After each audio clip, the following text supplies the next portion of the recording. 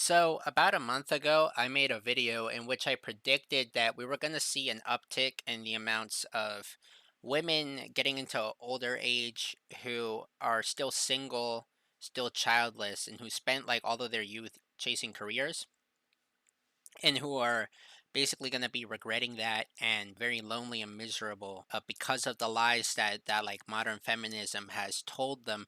And I'm surprised, honestly, by how soon after I said that, I started to see it.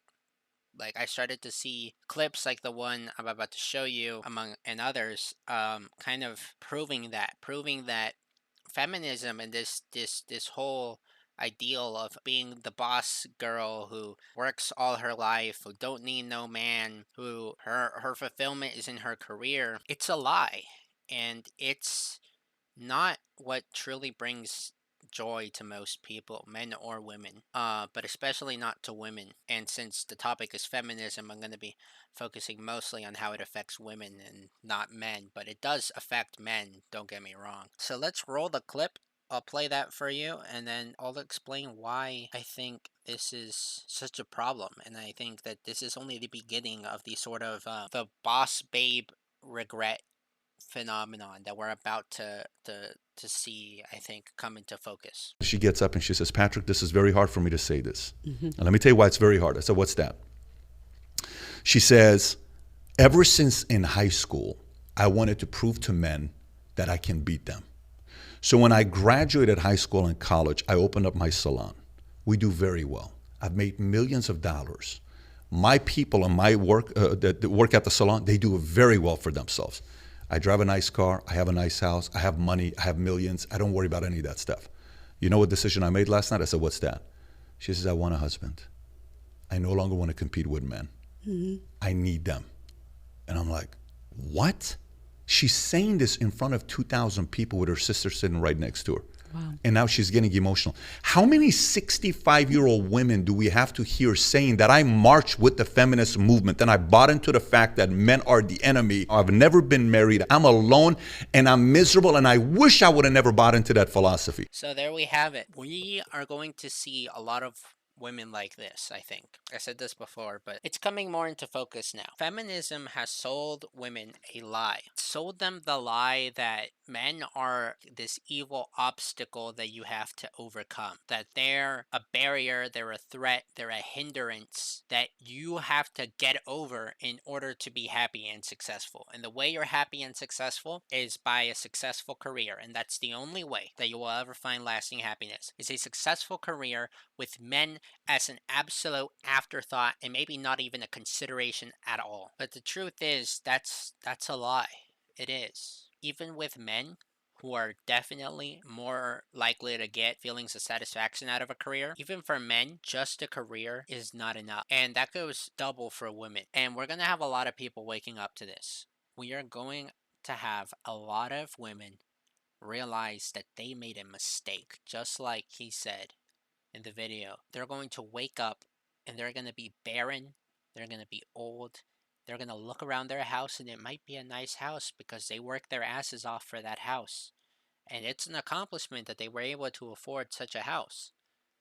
But it's going to be an empty house. And that's really all that matters at the end of the day, is whether or not that house has people in it that love you or not. That's the problem. And it's especially damaging because we are telling these people that men are the enemy, that they're an obstacle or a threat or whatever. They're something that opposes them, that hinders them. When in reality, in order to have a functioning society, you need men and women to work alongside each other, because at the end of the day, we are designed to be complementary to each other. And if you're operating by yourself or treating the other as the enemy, you're not functioning properly because you're only using one set of capabilities without the portion that's supposed to supplement it, to complement it. We're going to see more of this stuff, and here's another example that I also alluded to in that video, but I want to like actually look into it. I want to look at this article from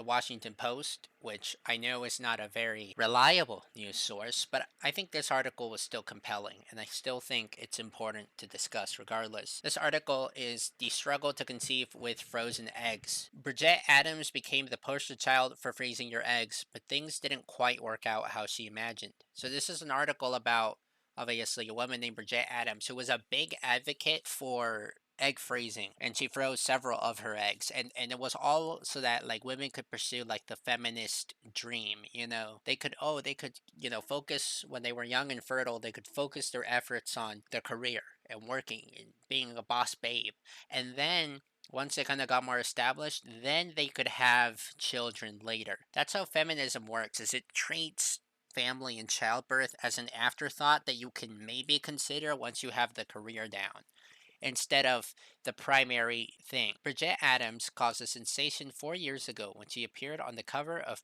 Bloomberg Businessweek under the headline, Freeze Your Eggs, Free Your Career. Her story was one of empowerment, how a new fertility procedure was giving women more choices, as the magazine noted provocatively, in the quest to have it all. Adams remembers feeling a wonderful sense of freedom after she froze her eggs in her late 30s, despite the $19,000 cost.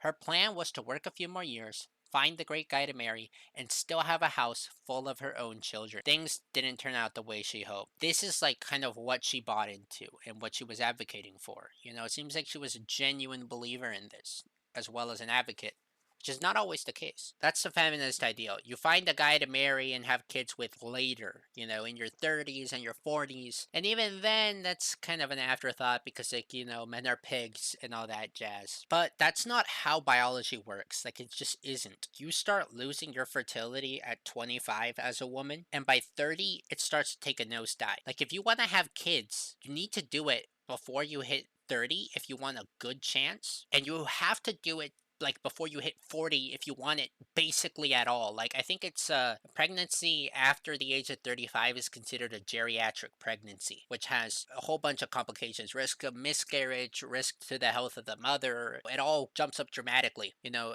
the difficulty to conceive, all of that, it jumps up dramatically after you hit 30, 35. And these companies, you know, they'll advocate egg freezing as kind of a way to stop the clock on your fertility, but the egg freezing process is hit or miss. Eggs are a single cell, which means they're extremely delicate, and most of them die in the thawing process. And even then, there's still a chance that they've been damaged by the cold storage. So the likelihood that you even conceive is difficult. And if it fails to conceive, well, then the egg has already been unfrozen and it's useless at that point. It's not a good alternative. It really isn't. Like ignoring the ethical concerns about freezing your eggs and then having some random guy's sperm fertilize them and you know having these kids grow up without a dad. Like that's a whole other thing that I'm not going to touch on in this video, but the process is just not effective. It fails more oftentimes than it works. So your best shot is still just trying to conceive when you're younger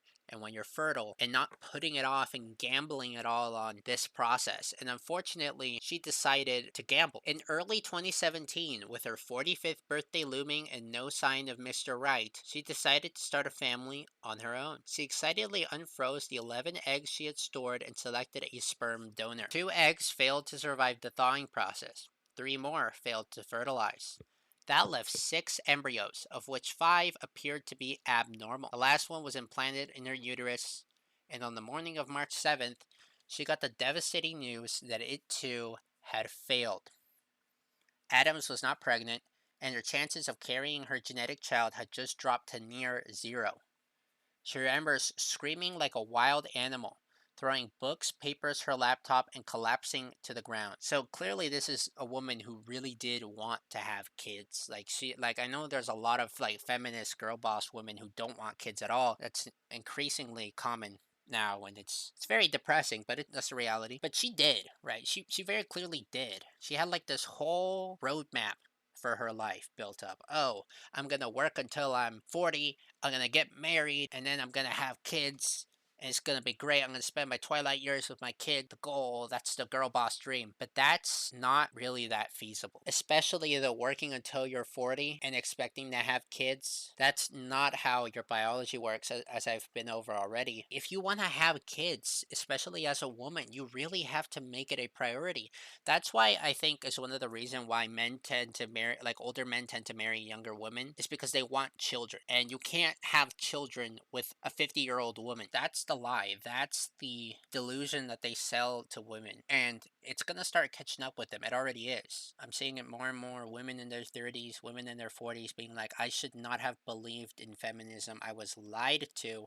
This is not what made me happy. I want a husband. I want kids, but I'm too old for that, or I'm almost out of time. That's the formula for all of these like feminist regret videos I've seen. And so they start getting into some of the math here. Like on average, a woman freezing 10 eggs at age 36 is a 30 to 60% chance of having a baby with them. The odds are higher for younger women, but they drop precipitously for older women.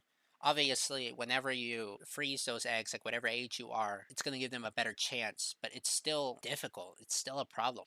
And so the lie of feminism is that you can have all of it, that you can have the intense career and the family life. It's not true. There's a reason why traditionally the man took care of the career stuff and the woman took care of the home stuff. It's because it's too much for one person to handle. You split the work. Both people are working hard, but they're working on different things. And they're working so that the other person doesn't have to do their work. You know, you split the load between you two. But the lie of feminism and the lie of kind of modernity is that you can do all of it at once. And is it theoretically possible?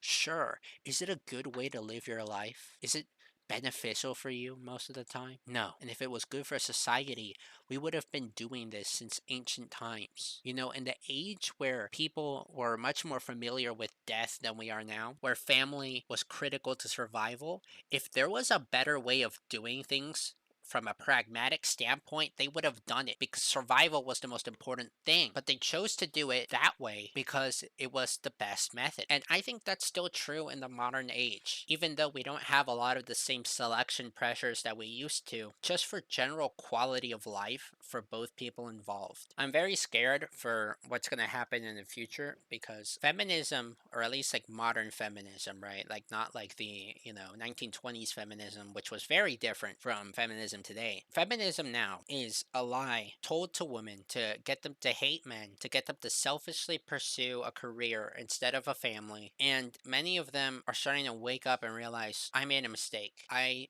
shouldn't have gone so hard on the career. I should have focused more on having a family because now I'm alone and I want that, and it's too late for me to have it. Men have been trying to spread the word about how feminism has been harming them for years now. And again, every time I say feminism, I mean modern feminism, third wave feminism, or intersectional feminism, whatever you want to call it. Men have been talking about how feminism has harmed them for years now, but they've kind of been brushed aside because, men are pigs and like who cares about them anyway, right? The truth is, it's harmful for women. It's taking longer for that to become apparent.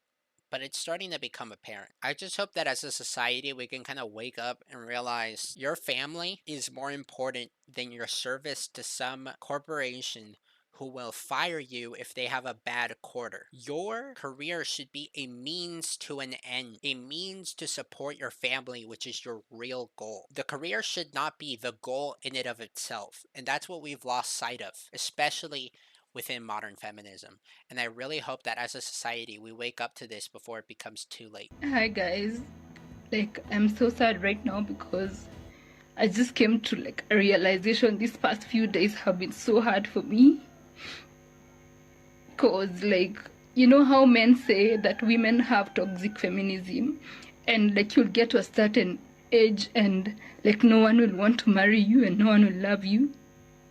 I feel like I've gotten to that point, guys. I was so hung on to this feminism thing and I missed out on marriage and on children.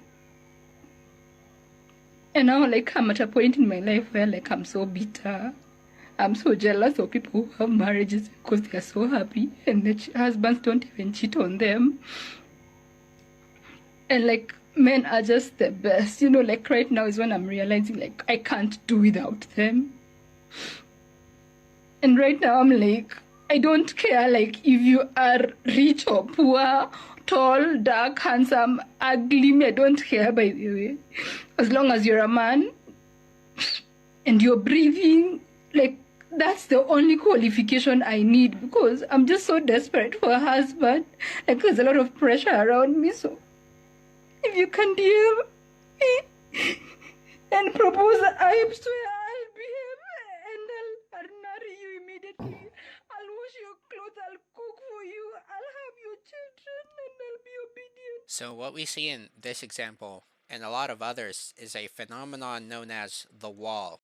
The wall is a stage in a woman's life, typically around her 30s to mid 30s, where her looks have started to fade a little and she's not getting as much attention from men anymore. And that sends her into a panic if she's like one of these feminist types or is just unmarried in general, because now like her desirability is decreasing and she's starting to realize she wasted her life sleeping around and not focusing on getting married, and now her time's running out or has run out. And we're gonna see a lot of that. This whole modern feminism stuff is pretty new, which is why we haven't really seen the bad results of it too much. But give it like 10 years. I mean, we're already seeing it now, but this is only going to get worse. The numbers are going to increase. And in 10 to 15 years, we're going to have hundreds of women on these platforms regretting this. They're going to be warning young women not to follow this, not to do this. And they're going to be regretting how they treated men when they were younger, when they were so arrogant and, puffed up. And it's going to be a genuine tragedy because I don't want that to happen. A lot of the comments in the video I just showed you and in others are very unsympathetic. They're all like, "Oh, you made your bed, you're going to lie in it, you reap what you sow. You women, treated men like crap all throughout your 20s and your early 30s, and now you regret it." And I understand the sentiment because, I've been there. And it's true that a lot of modern women are super arrogant and horrible to men when they're younger. But I don't think that's the right approach. I don't think you should just go for the unsympathetic, oh, it's your fault. I have no sympathy for you. Screw you. A lot of these women were lied to by society and by feminism. And women like her at least have the humility to admit it. They're at least able to recognize that it is their fault. I mean, she doesn't blame anyone else. And so I think in situations like that, we need to extend an olive branch if we want to get anywhere.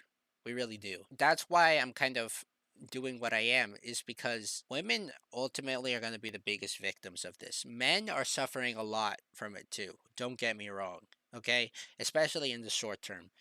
But a lot of men now are just going to other countries to get their wives. Like a lot of them are just skipping out on the West entirely. And I'm not here to say that that's right or wrong. That's not the point of this video. The point is, men are adapting and women are not. And it's going to catch up to women because the consequences of feminism on men are very apparent to men. You don't need convincing that this is bad. It's just obvious because it's in your everyday experience. You see it all the time. You know how they treat you. You don't need to be like convinced, oh, actually women are treating me bad now. But women seem like they're benefiting, at least for the short term, but they don't realize that it's a caramel onion. They're gonna keep eating it, and it's gonna be sweet, and then they're gonna hit the sour part later when they've already taken a massive bite. And that's why I think it's important to extend these kinds of warnings and to have people speaking out about this. I really don't think the bitterness and the resentment, although I understand where it comes from, I don't think the bitterness expressed on like red pill or manosphere stuff is really healthy. I think it's just making the problem worse. And that's going to be in my next video.